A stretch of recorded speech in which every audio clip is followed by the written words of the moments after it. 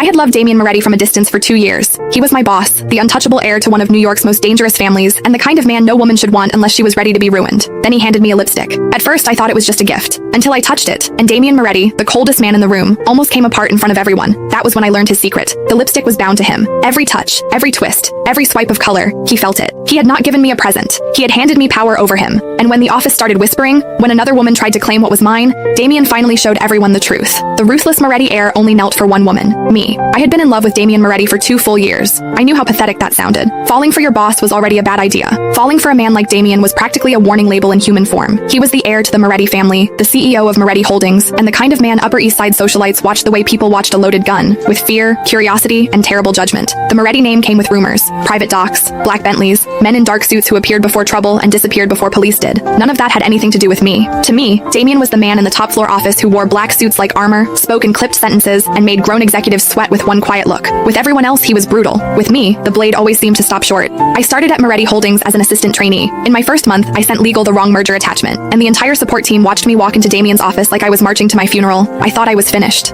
Instead, Damien closed the folder and asked whether I was adjusting to the pace upstairs, whether I had eaten lunch, and whether someone had dumped the worst client schedules on me because I was new. He never mentioned the mistake. When I came out, everyone stared. I lowered my head and pretended I had just been torn apart. I was not naive. Special treatment in an office was the fastest way to make enemies. After that, I worked twice as hard. If people called me lucky, I answered with results. Every late night, every impossible calendar, every client file I cleaned up before anyone noticed carried the same secret reason. I wanted Damien to see me. Not just Nora Vale, the polite little assistant who remembered his coffee order and never pushed back. Me. Moretti Holdings had just closed a major port logistics deal, and everyone who worked on it received a bonus check. Damien handed them out himself during a small celebration on the top floor. When my turn came, the silver tray was empty. Beside me, Vanessa Crane let out a soft laugh. She was the senior executive administrator, polished, sharp, and never shy about wanting Damien's attention. Damien looked at me. His expression gave nothing away. Nora, you joined the project late. The bonus pool was already closed. My heart sank, but I still managed to smile. That's all right, sir. Then he opened a drawer and took out a long black velvet box. I prepared something else for you. When he opened it, a lipstick lay inside. The tube was satin black and weighty, with a tiny M engraved on the end. The shade sticker read Crimson Vow, and someone had tied a narrow rose gold ribbon around it with suspicious care. I stared at it. Then translucent comments slid across my vision, like live reactions on a serialized romance app. Book talk after dark.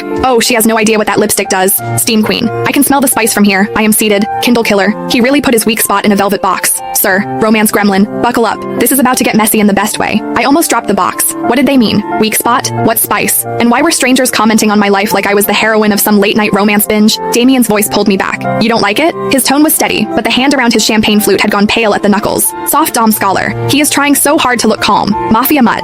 One yes from her and this man is finished. Page Turner, 88. Face blank, soul on the floor. My ears burned. Of course I liked it.